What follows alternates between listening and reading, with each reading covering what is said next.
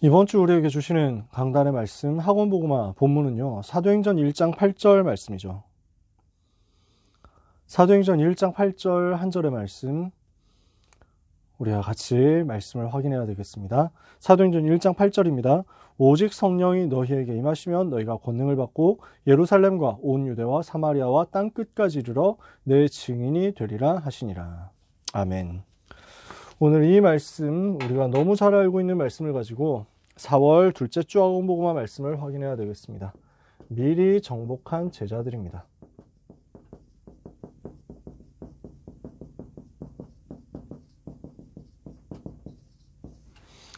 우리는 구원받은 하나님의 자녀입니다. 이미 구원받았고 우리의 미래는 보장되어 있습니다. 이 사실에 대해서 우리는 말씀으로 들었습니다. 그런데 우리는 자꾸 현실에서 염려에 부딪힙니다. 왜 그렇습니까?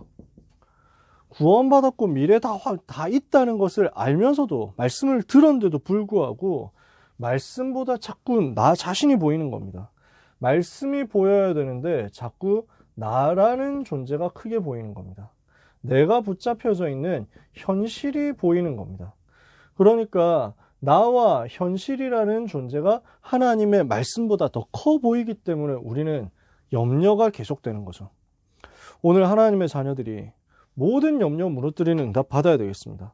예수님은 성경은 분명히 아무것도 염려하지 말라고 말씀하거든요. 염려 주께 맡겨버리라고 말씀하거든요. 오늘 나라는 존재, 나 현실, 환경, 이것이 하나님의 말씀보다 클 수 없다는 것을 우리가 약속으로 붙잡아야 되겠습니다. 그래서 예수님께서는 3년 동안 제자들을 데리고 다니시면서 제자 훈련을 시키셨는데 그 훈련의 핵심은 뭐였냐면 보는 눈을 바꾸신 거예요. 관점 훈련이었습니다. 보는 눈을 개혁하신 것입니다. 어떻게 봐야 되느냐? 나를 보고 현실을 보고 환경을 보는 게 아니라 하나님을 바라보고 나와 함께 하시는 하나님을 바라보고 하나님이 나에게 주신 말씀을 바라보라는 거예요. 언약을 바라보라는 것입니다. 그래서 세 가지를 가르쳐 주셨어요. 마가복음 3장 13절에서 15절에 보니까 예수께서 자기가 원하시는 자들을 부르시니 나아온지라. 이에 12를 세우셨으니 이는 자기와 함께 있게 하시고 또 보내사 전도도 하며 귀신을 내어 쫓는 권세도 가지게 하려 하심이로라. 요 세 가지를 자꾸 누리게 하면서 이거를 보는 게 아니라 언약을 보도록 만들어 주신 거죠. 그래서 복음을 자꾸 누리도록 하신 것입니다. 복음을 누리도록 하나님이 나와 함께 하시는 것을 자꾸 확인하고 체험하고 보도록 하신 거죠. 복음이 기도로 누려지니까 이 기도가 삶으로 전달되어서 오는 겁니다. 하나님이 나와 함께 하시는 비밀을 누리면, 복음의 비밀을 누리면 내 삶에 하나님이 나와 함께 하시는 증거가 기도 속에서 권세로 확인되고 보여지고 증거되게 되어 있습니다. 그리스도의 비밀을 가지고 내가 복음을 누리고 있으면 이것이 기도로 연결돼서 옵니다. 그러면 이 기도가 실제 내 삶의 증거로 나타나는 것입니다. 기도가 삶으로 연결돼서 나온단 말이에요. 이게 새 절기의 핵심이죠. 하나님이 우리에게 복음 주신 거 아닙니까? 이 복음에 집중해서 나의 모든 연약함과 한계를 넘어서도록 하나님이 나와 함께 하시는 비밀을 복음으로 회복해라. 6월절이란 답을 주신 거잖아요. 오순절 마가다락방에 임했던 성령의 역사를 우리가 체험하며 우리 삶에 하나님의 능력, 역사 나타나니까 이걸 가지고 현장을 살리고 변화시키는 겁니다. 이걸 해야 되는 하나님의 자녀인 우리에게 하나님은 하나님의 나라를 누릴 수 있는 비밀을 주셨습니다. 수장절이죠.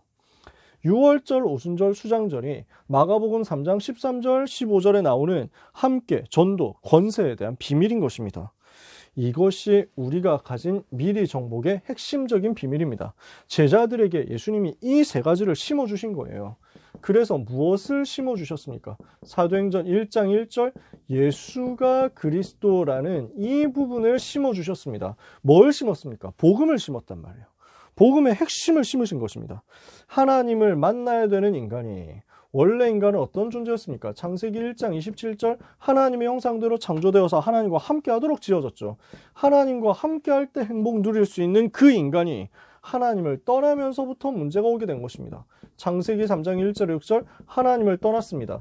그때부터 인간은 죄로 인한 저주에 빠지게 됐습니다. 로마서 3장 23절 모든 사람이 죄를 범하여 하나님의 영광에 이르지 못하게 되었고, 로마서 6장 23절에 죄의 삭은 사망이라고 했죠. 멸망 가운데 빠지게 된 것입니다. 사단에게 속아서 이 멸망 가운데 빠지게 됐습니다. 결국 모든 인간이 하나님 자녀여야 되는데 마귀 자녀가 되니까 행복이 있을 수가 없잖아요. 하나님을 떠나서 죄에 빠져서 마귀의 자녀된 이 상태가 지금 원래 인간의 상태를 놓치고 실패해버린 인간의 모습이란 말이죠. 그래서 이 세 가지 문제, 세 가지 근본 저주를 해결하는 것이 하나님의 계획이었습니다. 근본 저주 세 가지, 인간에게 온 모든 문제의 원인 세 가지 아닙니까? 이것을 해결하는 것이 하나님의 계획이었습니다. 그래서 이 세 가지 저주 문제 해결을 위해서 하나님께서 창세기 3장 15절을 처음부터 약속으로 주신 거예요. 여자의 후손을 보내서 뱀의 머리를 상하게 하겠다 말씀했습니다. 이게 무슨 말입니까?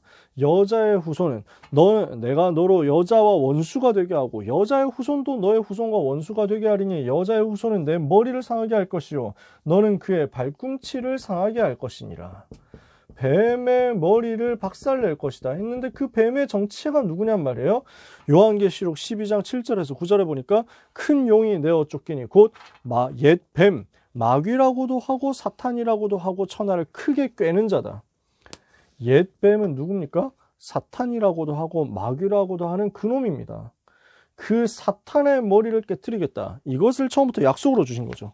출애굽기 3장 18절에 희생 제사를 통해서 모든 저주에서 해방되는 길을 열겠다고 하나님께서는 약속을 주신 것입니다. 희생 제사를 드릴 때 죄로 인한 저주에서 해방되는 것이다. 이걸 답을 주셨어요. 죄와 그 죄로 인한 저주에서 해방되는 길이 바로 희생 제사 드리는 것이었습니다. 이사야 7장 14절에 보니까 처녀가 잉타하여 아들을 낳으리니 그의 이름을 임마누엘이라 하리라. 무슨 말입니까? 하나님이 우리와 함께 계시다 그 말이죠. 하나님 떠난 인간에 하나님 만나도록 하나님과 함께 하도록 길을 열겠다는 것입니다. 그래서 이 근본 저주 세 가지를 해결하는 것이 하나님의 계획인데요. 이걸 두고 창세기 3장 15절, 출애굽기 3장 18절, 이사야 7장 14절을 비롯한 수많은 성경에서 계속해서 복음을 전달한 것입니다. 그리스도를 보내겠다고 약속한 것입니다. 그 약속대로 오셔서 인생이 스스로 절대 해결할 수 없는 인간의 모든 문제를 해결하신 분입니다. 그분이 바로 그리스도이신 예수님입니다. 주는 그리스도시요 살아계신 하나님의 아들이십니다. 무슨 말입니까? 예수님은 참 왕으로 오시고 참 제사장으로 오시고 참 선지자로 오셔서 모든 문제를 해결하신 바로 그분이십니다. 그 말이잖아요. 예수님은 그리스도십니다. 그분은 왕이요 제사장이요 선지자십니다. 그분은 사탄의 권세를 깨트린 왕이요 모든 저주 문제를 해결하신 제사장이요 하나님 만나는 길을 여신 선지자십니다. 참왕, 참제사장, 참선지자의 일을 감당하신 예수님이 바로 그 그리스도, 약속하신 그리스도시고 모든 문제의 해결자이십니다. 그 모든 문제 해결자 되신 그리스도 예수님이 십자가에서 이 구원의 사역을 완성하시고 요한복음 19장 30절에 내가 다 이루었다 하신 것입니다. 다 이루신 그리스도 예수님을 여러분이 마음속에 영접했잖아요. 그래서 하나님의 자녀가 되신 거예요. 예수님은 그리스도로 오셔서 인간이 스스로 해결할 수 없는 근본 저주 세 가지를 완전히 해결했습니다. 제자들이 이것을 주님과 함께 다니면서 완전히 확인한 것입니다.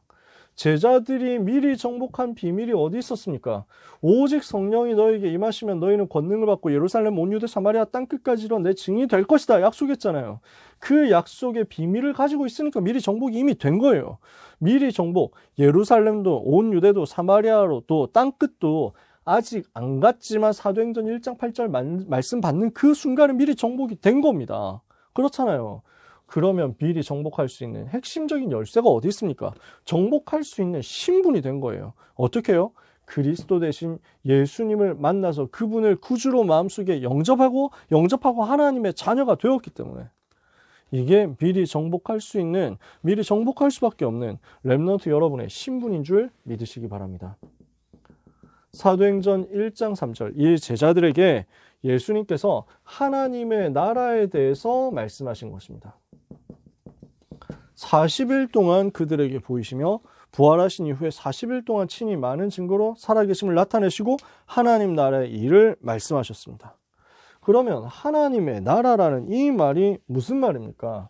예수님은요, 공생의 3년 동안에 하나님의 나라에 대해서 계속 얘기를 이미 하셨습니다. 자, 사도행전 1장 3절에는요, 해 받으신 후에 또한 확실한 많은 증거로 친히 살아계심을 나타내사 40일 동안 그들에게 보이시며 하나님 나라의 일을 말씀하시니라. 하나님 나라에 대해서 얘기했는데 구체적으로 하나님 나라가 뭔가를 얘기를 누가가 여기서 안 하고 있습니다. 왜 안 했을까요? 그건 비밀입니다 라고 한 게 아니잖아요. 왜 여기서 구체적으로 얘기를 안 했냐면 앞에 누가복음에서 다 얘기했기 때문입니다. 그래서 공생의 3년 동안 계속 말씀하셨던 내용이 바로 하나님의 나라입니다. 공생의 3년 동안 예수님께서 집중적으로 말씀하셨던 비밀이 하나님의 나라에 대한 메시지입니다. 많은 메시지들이 있습니다. 정말 많은 메시지들이 있습니다. 예수님께서 처음 사역 시작하실 때부터요, 회개하라, 천국이 가까웠느니라, 천국 복음을 증거하셨다, 이렇게 얘기했습니다. 마태복음 5장에서 보니까 산상수훈이 나오죠. 그 산상수훈에서 인간이 받을 복이 뭐냐 말씀하시면서 최고의 복이 천국이 그들의 것이다, 하나님의 나라에 대해서 주신 것입니다. 복을 주신 것입니다. 또 기도를 어떻게 해야 되느냐, 하나님의 나라가 임하옵시며 하고 기도하라고 하셨죠. 하나님의 나라와 그 뜻을 먼저 기도하라고 하셨죠. 지금 이게 전부 하나님 나라의 내용이거든요. 제자들을 내보내서 현장에서 복음 전하게 하실 때 무슨 메시지 해야 되느냐, 가서 천국이 가까이 왔다고 말해라. 메시지도 하나님의 나라였어요. 그러면서 중요한 얘기를 하십니다. 마태복음 12장 28절에서 29절에 귀신을 쫓아내시면서 이걸 가지고 네가 바알세불이냐, 무슨 귀신의 왕이냐, 어떻게 귀신 쫓아내냐 하는 쓸데없는 말을 하는 헛소리하는 바리새인들에게 내가 만일 하나님의 성령을 힘입어 귀신을 쫓아내는 것이면 하나님의 나라가 이미 너희에게 임하였느니라, 이렇게 말씀하십니다. 하나님 나라에 대해서. 그리고 또 말씀하신 내용입니다. 하나님의 나라에 대해서 마태복음 13장에서는요 전도 운동과 연결해가지고 하나님의 나라는 이렇게 확산되는 것이다, 씨앗을 뿌리는 것이다, 아주 작은 씨가 나무가 되는 것이다, 아주 작은 누룩이 빵을 부풀어 오르게 하는 것이다, 아주 작은 그 별 볼 일 없는 그 땅이 알고 보면 보화가 숨겨져 있는 것이다, 이런 중요한 전도 운동에 대해서 얘기를 하시면서 이게 바로 하나님의 나라다 말씀하십니다. 그러면서 예수님께서 마태복음 24장 25장에서 미래에 대해서 말씀하셨습니다. 그 부분을 두고 하나님의 나라에 대해서 집중적으로 설명하신 이후에 십자가에서 죽으시고 부활하셔서 마지막 강단을 통해서 이 부분을 다시 한번 점검을 하신 것입니다. 부활 이후 40일 동안 집중하는 제자들에게 40일 집중 훈련 속에서 하나님 나라를 말씀하셨다. 그러면 이 속에 뭐가 들어있냐? 이 복음의 비밀들이 들어있는 겁니다. 그러면서 뭐가 들어있느냐? 앞으로 어떻게 될 것이냐? 미래가 들어있는 겁니다. 자, 예수님은 십자가 지시기 전에 마태복음 24장 25장에서요 집중적으로 미래에 대해서 말씀하셨어요. 성전이 파괴될 것을 말씀했습니다. 유다 나라는 멸망당하게 될 것을 예언했습니다. 예수님께서 말씀하셨습니다. 전 세계는 혼란이 올 것이다, 고난이 올 것이다, 그렇게 말씀했습니다. 큰 문제 일어나게 될 것이라고 말씀했습니다. 그러면서 복음은 계속 핍박을 받게 될 것이다 말씀했습니다. 교회는 변질이 되고 교회 안에 가짜들이 많이 생길 것이라고 말씀하셨습니다. 이런 많은 위기 시대가 올 것이지만, 그러나 이 천국 복음이 모든 민족에게 증거되기 위하여 온 세상에 전파되어야 끝이 올 것이라고 그것 또한 말씀하셨습니다. 부활 이후에 이 부분에 대해서 다시 한번 집중적으로 말씀하신 것입니다.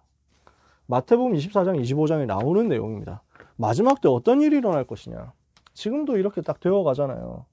그 상황 속에서 우리는 흔들릴 필요가 없습니다. 왜냐? 이 천국 복음이 모든 민족에게 증거되기 위해 온 세상에 전파되어야 끝이 오니까요. 우리는 끝을 아는 사람들입니다. 끝을 알고 달려가는 사람들입니다. 우리는 목표 없이 방향 없이 달려가는 사람이 아닙니다. 하나님이 하실 일이 분명히 있기 때문에 그 일을 언약 붙잡고 믿음으로 행하는 사람들인 거죠. 그래서 우리는 두려워할 필요가 없습니다. 하나님의 나라, 미래의 흐름을 다 알고 있기 때문입니다. 정말 이 말씀 그대로 성취되어서 주후 70년, AD 70년에 이게 성취됩니다. 유다 나라는 멸망하고 예루살렘 함락되고 성전이 파괴되고 유대인들은 전 세계로 흩어지게 됩니다. 유랑민족이 되는 거죠. 나라는 망하고 성전은 파괴되고 전부 쫓겨나가지고 흩어지게 되어서 유랑민족이 되어서 1948년에 다시 나라를 세울 때까지 거의 1900년 가까운 세월 동안 유대인들은 나라 잃은 채로 떠돌아다니게 됩니다. 그러나 복음운동은 계속해서 일어나게 됩니다. 복음을 막던 유대인들은 결국 무너지게 되었지만 하나님은 이 흩어진 자를 통해서 복음이 전 세계에 확산되도록 또 만드시고 결국 이 복음 앞에 로마가 무릎 꿇도록 만드신 것입니다. 그렇게 유대 나라를 멸망시켰던 로마 나라가 313년에 복음 앞에 무릎을 꿇습니다. 콘스탄티누스 황제가 밀라노 칙령을 발표합니다. 지금까지 250년 동안 로마는 기독교를 핍박해왔다. 기독교인이 된다고 하면은 반드시 처벌을 받고 심지어 처형을 당하기도 했다. 기독교인이 된다고 하면은 모든 것에 손해를 보게 되어 있었다. 이제 기독교 믿는 것에 대해서 로마는 핍박하지 않겠다. 마음껏 기독교 믿고 싶은 사람은 믿어도 좋다. 신앙의 자유를 인정한다. 다시는 기독교를 핍박하지 않겠다. 누구든지 기독교인 되고 싶은 사람은 기독교인 해라 라고 발표를 한 겁니다. 그리고 그 발표를 하는 콘스탄티누스 황제, 우리 어머니도 사실은 기독교인임, 이렇게 된 거죠. 그리고 콘스탄티누스 황제 본인도 나도 기독교인 할 거임, 이렇게 하게 된 거예요. 이러니까 로마가 복음 앞에 무릎을 꿇어버린 것입니다. 이것이 무엇이냐? 예수님께서 집중적으로 제자들에게 전달하신 하나님의 나라의 능력입니다. 오늘 모든 렘넌트들은 복음의 비밀을 집중적으로 깊이 누리면서 회복해야 되겠습니다. 그러면 이 복음의 비밀이, 예수 생명의 비밀이 나에게 충만해지면서 예수 능력으로 내 삶에 적용되고 나타나게 되어 있습니다. 이걸 제자들이 누린 거죠. 이러니까 시간표가 되니 하나님은 제자들에게 성령의 충만함을 주셔서 이 오직 성령 충만을 받고 권능을 제자들이 받아서 세계복음화로 갈 수 있도록 땅끝까지 증인되는 길을 여시게 되는 거죠. 주님은 십자가 지시기 전날 밤에 제자들에게 성령 보내실 것을 약속하셨습니다. 집중적으로 약속하신 내용입니다. 요한복음 13장부터 17장까지를 다락방 강화라고 합니다. 다락방에서 주신 메시지, 중요한 대화로 주신 메시지라고 해서 다락방 강화라고 하는데요. 여기에서 나온 핵심 메시지가 뭐냐면 성령을 보내주겠다라는 것입니다. 내가 너희를 떠나가는 것이 너희에게 유익이다. 내가 가면 하나님께서 보혜사를 너희에게 보내실 것이다. 그는 진리의 영이다. 그 진리의 영이신 보혜사 성령께서 너희를 진리 가운데로 인도하실 것이다. 그 보혜사 성령께서 영원토록 너희와 함께 할 것이다. 내가 너희를 떠나지도 않고 내가 너희를 버리지도 않고 내가 영원토록 너희와 함께 하겠다. 성령으로 함께 하겠다. 고아처럼 버려두지 않고 성령으로 함께 하겠다. 그 성령으로 너희를 인도하겠다. 그 성령이 인도받으면 기도 응답받게 될 것이다. 그 성령의 능력 체험하면 세상 이기게 될 것이다. 이것이 주님이 집중적으로 하셨던 메시지였습니다. 그래서 십자가 지시기 전날 밤에 하셨던 그 메시지 속에서도 성령 받을 것을 말씀하셨고요. 부활하신 이후에도 메시지를 주셨습니다.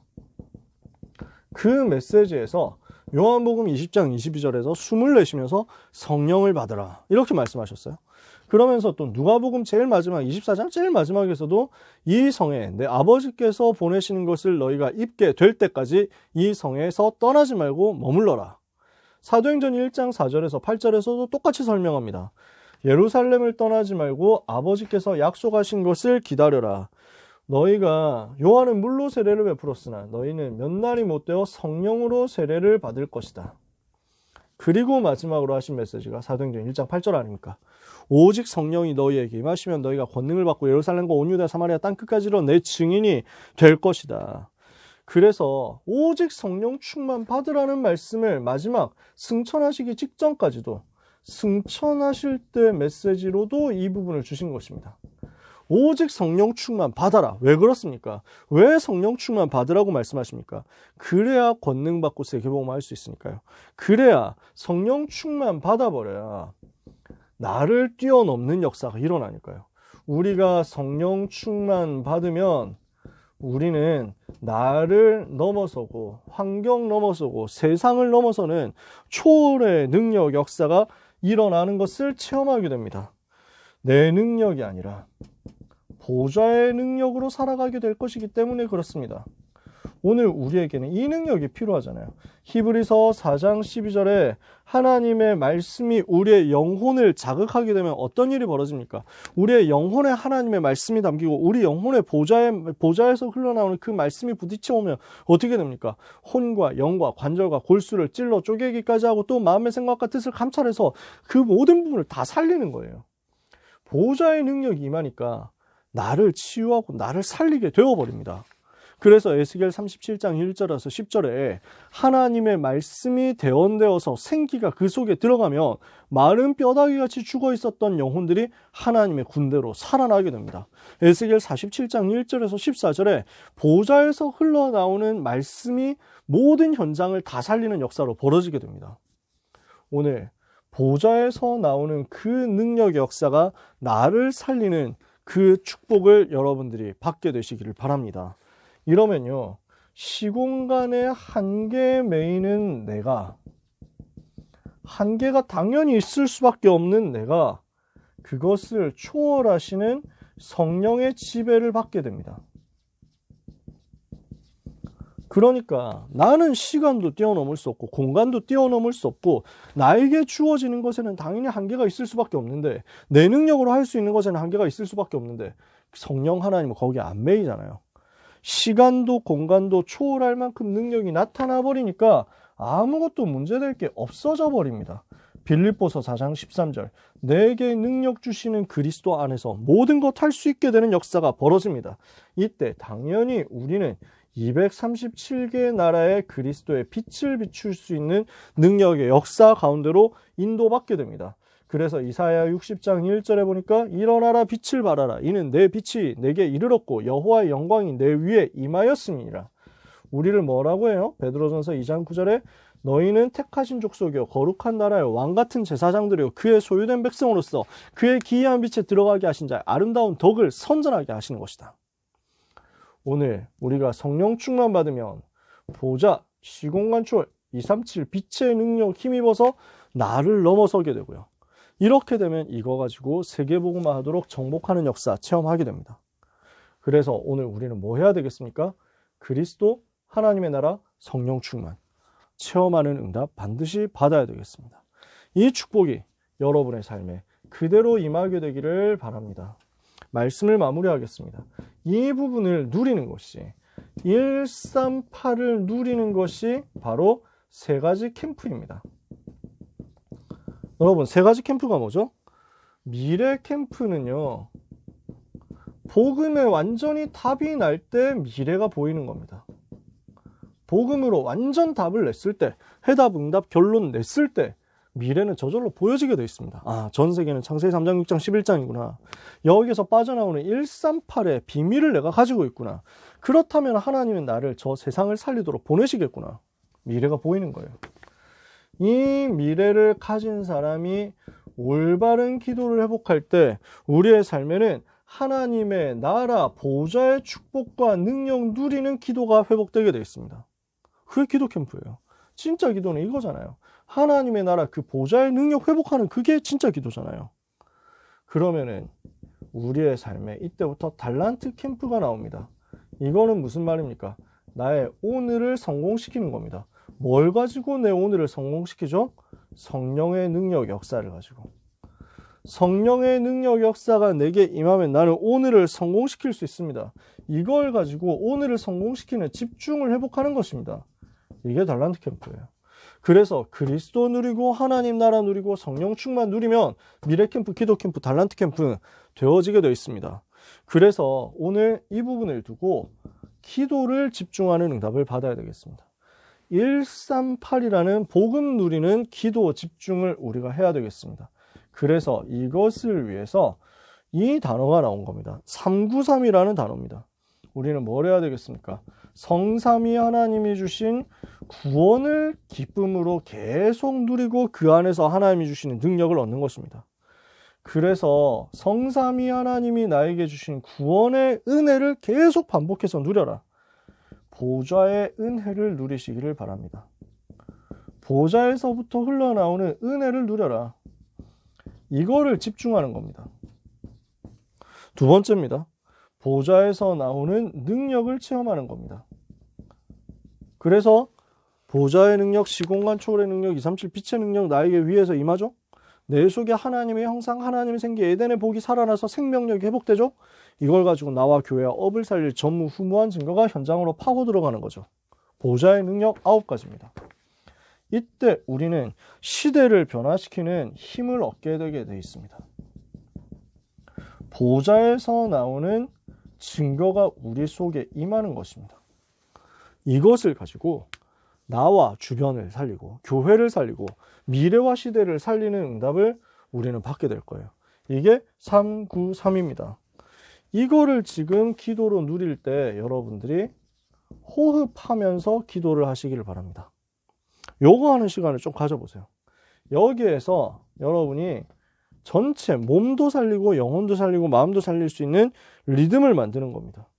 이렇게 해서 요 기도 시간 속에서 말씀 묵상하면서 모든 것을 회복하는 거예요. 나의 영혼, 마음, 생각, 육신을 다 회복시키는 것입니다. 이 모든 것을 치유할 수 있는 비밀이 요 기도 집중 속에서 나오니까 이거 할 수 있는 정시 기도 시간부터 완전 회복해서 승리하시기를 바랍니다. 이거를 예수님이 제자들에게 가르쳐 주셨어요. 제자들이 공생의 3년 동안 주님 따라다니고 40일 동안 주님이 주시는 마지막 메시지 받고 그래서 집중해서 기도할 때 138의 이 기도를 했더니 하나님은 이것을 가지고 6월절, 오순절, 수장절의 역사를 성취시켰어요. 이것을 가지고 미래캠프, 기도캠프, 달란트 캠프로 세계복음화하는 정복 역사를 허락하신 것입니다. 오늘 이것을 누리도록 오늘 복음 누리는 393의 기도가 이번 한 주간 우리에게 누려지게 되기를 예수 그리스도의 이름으로 축복합니다. 기도하겠습니다. 하나님 감사합니다. 귀한 렘넌트들에게 하나님이 은혜 주시는 것을 감사합니다. 시대 살릴 응답을 받도록 모든 제자들에게 미리 정복한 응답을 허락하여 주시옵소서. 오늘 하나님의 자녀들을 축복하사 공생의 3년 동안 주님이 주셨던 메시지를 우리가 다시 한번 붙잡을 수 있게 하여 주옵시며 부활 메시지, 승천 메시지 붙잡고 기도하면서 응답을 받을 수 있게 하여 주시옵소서. 그리스도 하나님 나라 성령 충만 누리게 하여 주옵소서. 보자, 이 비밀 속으로 들어가서 393의 비밀을 가지고 기도하는 가운데 시대를 살릴 서밋으로 세워지는 응답이 우리 모든 렘넌트들에게 있게 하여 주시옵소서. 예수 그리스도의 이름으로 기도합니다.